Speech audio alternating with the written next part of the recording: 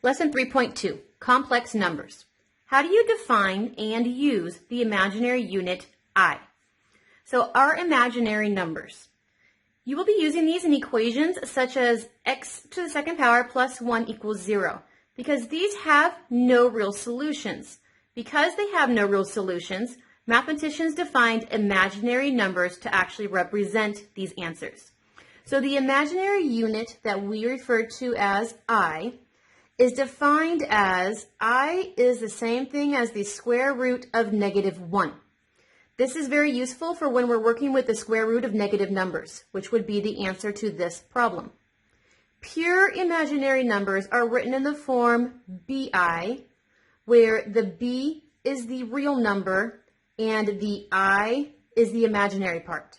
So 3i, 4i, b would be the real number and I would be the imaginary part. So let's go ahead and take a look. How do you simplify negative square roots? So problem number 1, we have the square root of -9. The very first thing you need to do is that you need to write this as the square root of -1 and the square root of 9. You need to separate the negative part, the negative factor, away from the positive square root. We know that the square root of -1 is now I, and we know the square root of 9. The square root of 9 is 3. So you have I being multiplied to 3. I times 3 is 3i. Problem number 2. We have the square root of -196. You need to separate the -1 from the 196.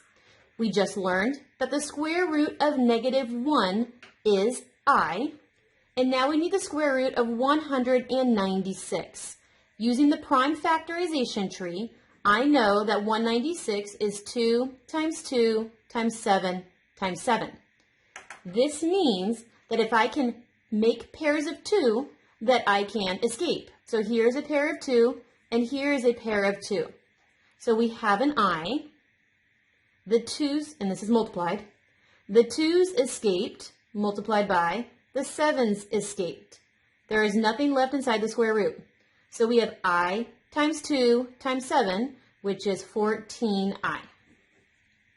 Problem number 4. We have the square root of -80. You need to split the -1 from the 80. We know that the square root of -1 is I. Now we need to prime factorize 80. The prime factorization of 80 was 2 times 2 times 2 times 2 times 5. If they can be pairs, then they get to escape. So here is a pair, here is a pair. The 5 does not pair. So we have our I, it's connected by multiplication. This 2 escaped. This 2 escaped. That poor 5 did not get to escape.